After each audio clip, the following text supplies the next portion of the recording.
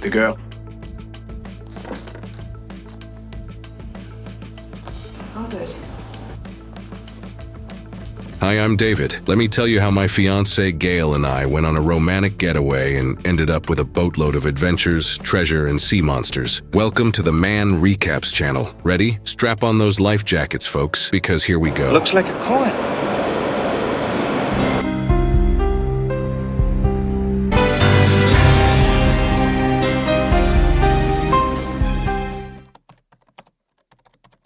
Gail and I, two risk-takers with absolutely zero sense of planning, decided to mix pleasure with more pleasure. A relaxing trip to the ocean and a photo shoot with the local coral population. Gail's obsessed with the Little Mermaid. And me? I just love water. Oh, and Gail, of course. So there we are, underwater, looking for Finding Nemo cameos, or at the very least, SpongeBob. Gail wanted a selfie. Then, bam, we stumble across some shiny objects. My first thought, did someone drop a pile of bitcoins down here? Turns out no, it wasn't cryptocurrency. Holy crap, I thought, we're treasure hunters now. While we were celebrating, Gail noticed something glittering in a crevice.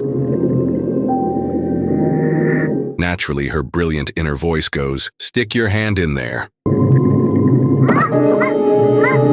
And as the saying goes, curiosity almost killed my fiancée. Whatever was inside that shipwreck tried to yank her through the door, and I nearly lost my fins out of sheer panic. Thankfully, she escaped, shaken but still in one piece.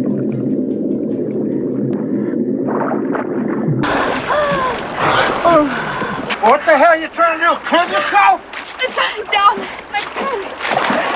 Oh. Once we got back to the surface, adrenaline hit me hard. "Gail," I said, "since we didn't drown down there, how about we get married?" She was thrilled and started giving me an impromptu hot dance performance, probably to seal the deal. But then I made the mistake of noticing another beautiful woman on a coin from the treasure. That didn't go over well. "Really, David?" Gail snapped. "You're drooling over some engraved chick while I'm practically auditioning for Dancing with the Stars here? Whoops." We got back to shore feeling like total heroes, but man, we had more questions than answers. So we decided we'd take a look. It wasn't in the guidebook. All right, I say, let's hit the library since Google's apparently taking the day off. Or okay, maybe it's working fine, but we're old school like that. So there we are, flipping through dusty old books and, surprise, surprise, zero info about the coin or the shipwreck. If I'd wanted to spend my holiday in the library, I could have walked 10 blocks to 42nd Street. Now that's fantastic because it's 30 million in gold. Bummed out, we decided to grab some food and drown our sorrows in a fancy restaurant. We'd just ordered a couple of cocktails to celebrate our big find and maybe pre-toast our future wedding. You must be the young couple who found that bottle this afternoon? When this guy walks up, clean-shaven, cocky as hell. "Hey," he says, "I'm a collector of rare glass. Heard you guys found, a little bottle down there?" Gail and I exchange looks. "What bottle?" "Nope, you've got the wrong people, dude." He squints at us, all suspicious like he's trying to read our minds. "Really?" he asks. We play dumb like pros, shaking our heads. He finally leaves, but we spend the next 5 minutes sipping our drinks super cautiously, just in case he'd managed to spike them or something.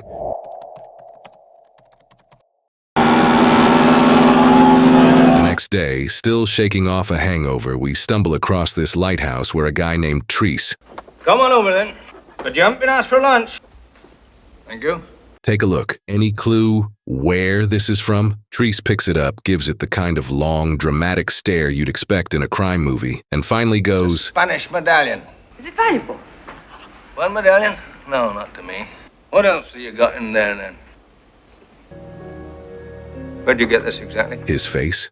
Pure drama, like he's about to tell us the meaning of life or some other profound nonsense. So we start spilling the tea about the collector we met, and Treese, without missing a beat, quietly swipes this little bottle off the table, smooth as a magician. That might be worth another look down there. Not to me. Well, thank you. Listen, you said there was something special. Let's go take a look. Good afternoon.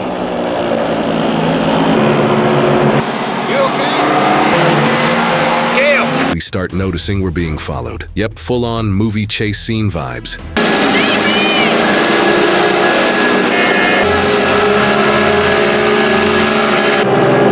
We duck into an alley, try to lose them, but nope. Next thing we know, we're in a fancy car heading God knows where. Should have sold me that bottle.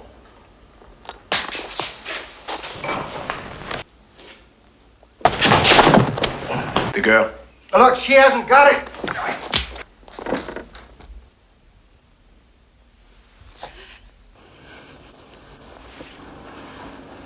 I'll do it. He's obsessed with finding some bottle and rummages through Gail's stuff like it's his own closet, which, by the way, did not sit well with me. Put it back on. But here's the kicker. He finds nothing. Zero. Nada. He's not happy, but instead of, I don't know, feeding us to his pet sharks, he lets us go with a final never come back. Yeah, buddy, don't worry. We're already halfway out the door. We head straight back to Treese's lighthouse because, honestly, we need answers. Come on, Trace! The sole survivor of the Goliath, you see? This is the real thing, all right. 98,000 ampules. Okay, Treese, I say. What's the deal with this guy? Is he a psycho? A collector? And Treese, calm as ever, drops the biggest plot twist. Cloche isn't a collector. He's a pirate, a real one. And not the fun kind with parrots and rum. The scary kind. That bottle he's after? It's not just any bottle. It's got some rare ingredient for, let's call it, a magic juice. And by magic, I mean super illegal. Oh, and that ship, the Goliath, it went down 30 years ago carrying loads of this stuff. People have been hunting it ever since. At this point, I'm thinking, wow, this story would go great with a stiff drink. But Treese, he looks like he's ready to blow up the whole ocean just to keep Cloche from getting those bottles. Me, I'm in it for the gold, the jewels, the shiny stuff. Don't you mean privilege? He suckered you in like a 5-year-old child. There's treasure down there, Gail. I know. I got a feeling, so I gotta go look. Gail keeps trying to play the let's just enjoy being together card. But come on, when there are pearls and coins in the mix, who's thinking about romance? So me, Treese, and his sidekick Kevin decide, all right, we're diving to the Goliath. Let's see what's down there. Old man Adam, the guy who seems to know way too much, wanted to tag along, but Treese shut him down like a bouncer at a VIP club. Adam puffed up like a blowfish with a bruised ego. 4 dots on the dash. That's your hotel. We're getting very close now. Don't you go frightening anything down there. We dive in and Treese immediately starts setting up underwater fireworks because apparently blowing stuff up is his plan B if things go sideways. Meanwhile, I'm darting around the wreck like a hyperactive fish, snapping pics of everything.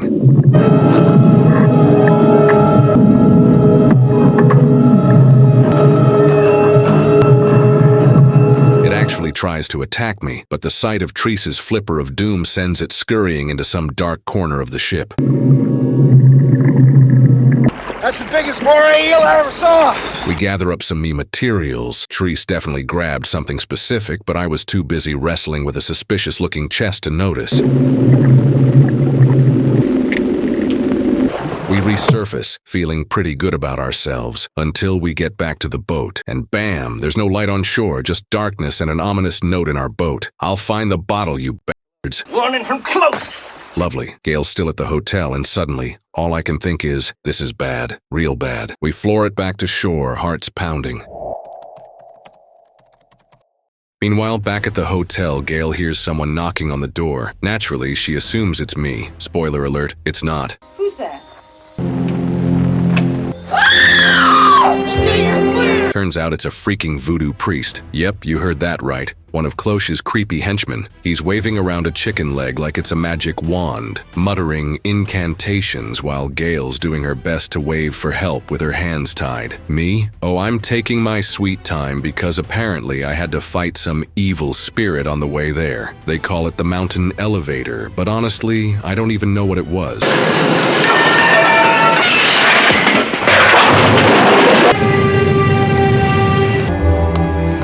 Anyway, by the time I show up, Gail's been decorated. She looks at me, dead serious, and says, David, these guys really screwed up my makeup. It's hideous. And honestly, I get it. Nobody likes a bad makeover. Treese, as calm as ever, says, let's head back to my lighthouse. David's the only place you'll be safe tonight. Sure. Relative to what, though? A shark tank? At the lighthouse, Treese drops a little confession. He was planning to blow up the Goliath, but then decided to save some goodies for himself. He pulls out a shiny little trinket from the wreck. There just might be a king's ransom down there. So that rolls me aboard as well. Let me put it to you simple.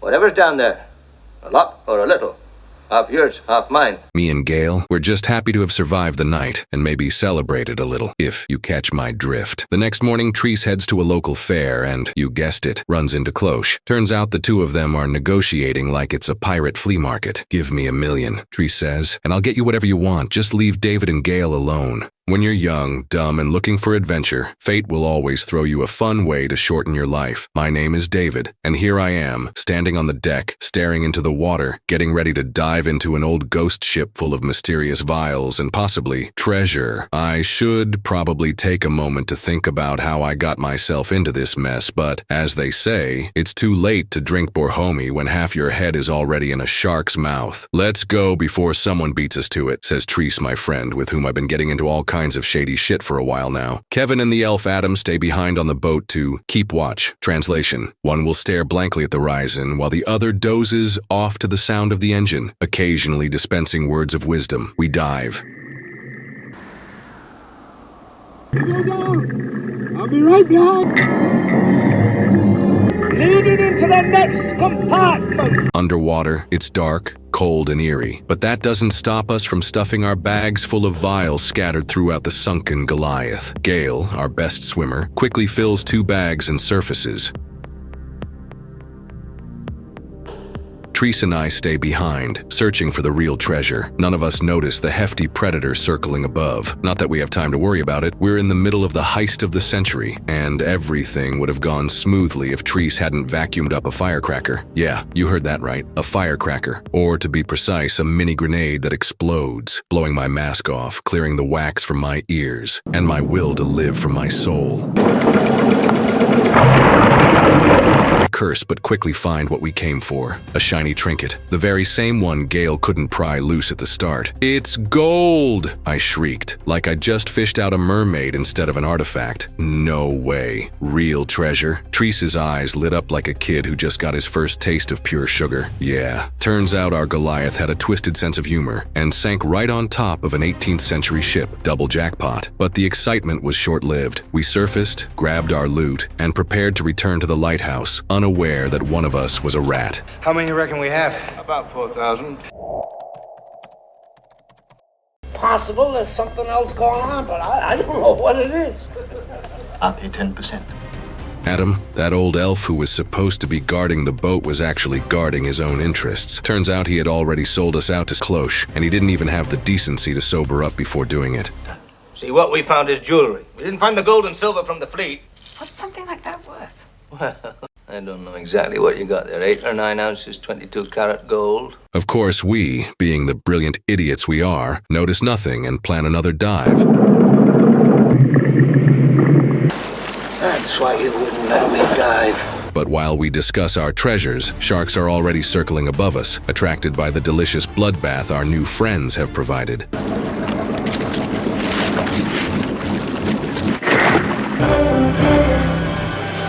Naturally, when sharks get appetizers, but no main course, they start getting pissed. I turn sharply. Yep, chunks of meat are dropping from above, and below, the sharks have decided that it's time to switch from beef to divers. And suddenly, Treese forgets how to swim and gets dragged down by a hose. Gail and I rush to pull him back.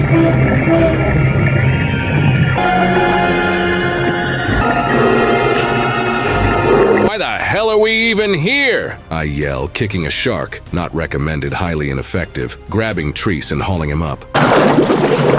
On deck, we're greeted by Adam, who's desperately trying to look innocent. I just dozed off! When I woke up, the sharks were already everywhere. Why didn't you warn us on that compressor? But there's no time to argue because Treese suddenly has a genius plan. All right, give me a rum, would you? More tanks. They need filling.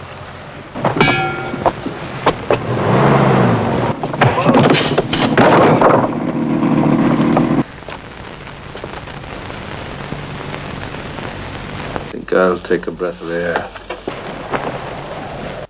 Jesus, that's it. That is it. Now, I've seen this chain. I've seen this chain down there. Then we've got our proof, babe. We got our proof, huh? We need to set off Fireworks on Goliath, he says as if he's suggesting a grocery run. Right now, immediately. You don't need me down there, do you? Adam stays behind at the lighthouse, but before we leave, he climbs the tower to retrieve the vials he had hidden for Cloche, and then the tower explodes. Well, that's unexpected, Gale remarks. I'd say deserved, Treese adds.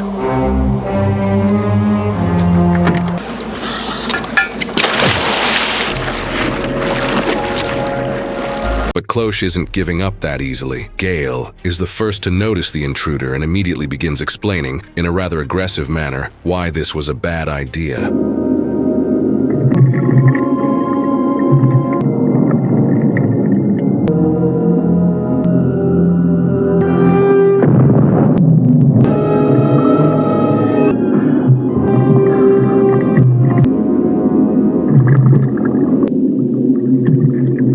Treese is a bit too absorbed in his work, completely missing Cloche sneaking up on him.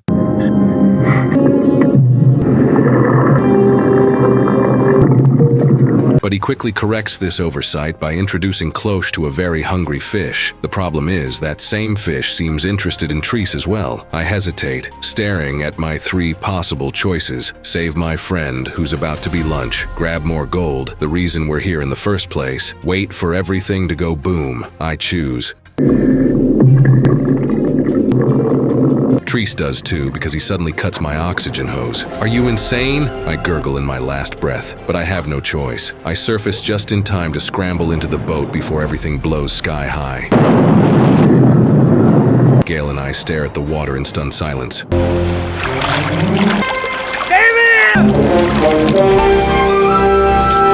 end. Or is it? So, yeah, we survived, but our lives are officially upside down. Between the magic bottles, Cloche the pirate, and a near-death explosion, it's safe to say this romantic getaway was unforgettable. We snagged a little treasure and realized it's probably time to get married. I mean, we've earned it, right? But who knows, with our luck, we might just end up diving into another wild adventure, and that's the story. Or maybe I made it all up. Who's to say? But judging by Gale's glare at my bruises, I'm pretty sure it was all real.